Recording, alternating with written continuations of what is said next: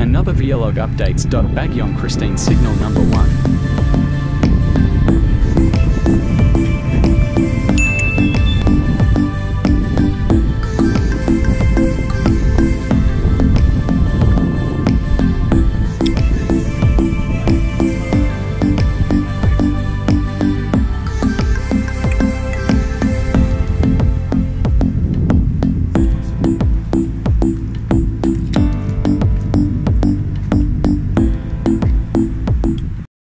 Hello guys, good morning.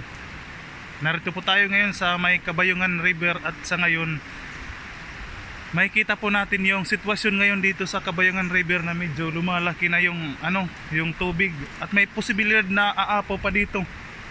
Sana wag naman dahil sa napakasamang panahon ngayon dito. Dahil sa dala ng tropical depression Bagyong Christine at suspendido ngayon ang klase at trabaho dito sa munisipalidad ng Haro Leyte dito. Tingnan nyo guys, doon halos hindi na makita yung Mount Amandiwing. Pero kung masasabi natin kung maganda ang panahon, siguro mas klaro ang Mount Amandiwing dyan. Makikita natin dahil sa masamang panahon ngayon natatabunan siya ng mga kapal na ulap. Makikita natin dito. Punta tayo dito guys. Noong una dito yung riprap dito ay hindi masyadong mataas. So makikita natin doon na pinatasan pa nila para kapag bumaha hindi na aapaw dito yung tubig guys. Ito pala yung may posibilidad talaga nga aapaw yung tubig dito. Pag hindi tumigil ang ulan, mas aapaw pa dito. Sana huwag naman, Lord. Ito po ngayon ang sitwasyon ngayon dito sa Kabayungan River, dito sa may Barangay Kalinawan.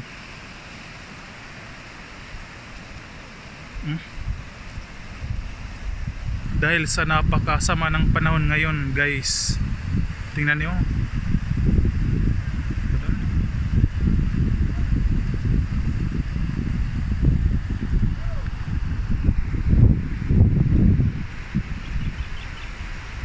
Bahan na ngayon dito guys. So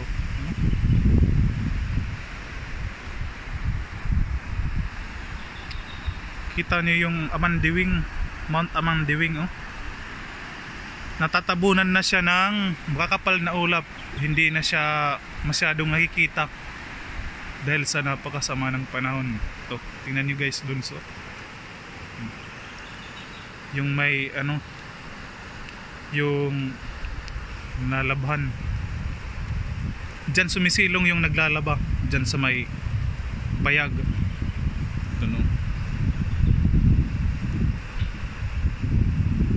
Ito nga pala yung ginawa nilang riprap para kapag bumaha hindi na masyadong dito aapaw yung tubig dito. Pinatasan nila yung riprap dito, mas mataas na dito kaysa noon para pag bumaha hindi na aapaw. Hindi katulad noon na kapag bumabaha dito ay umaapaw dito patungo pupunta doon sa may garden, umaapaw dito. Nandun pa yung isang maliit na kubo at doon tingnan natin, i-zoom natin. Doon sumisilong ang kapag naglalaba para hindi masyadong mainitan ng araw. Doon sila sumisilong. Diba ganda dito? Ito. I-zoom natin. Nandun pa, merong pang isang kubo doon na doon sumisilong yung Okay. At makikita natin guys dito na may posibilidad pa na lumaki yung tubig dito. Mas lalaki pa yung tubig dito. Mas na yung kulay ng tubig. Posibilidad na aapaw pa dito yung tubig. Merong pang kubo doon.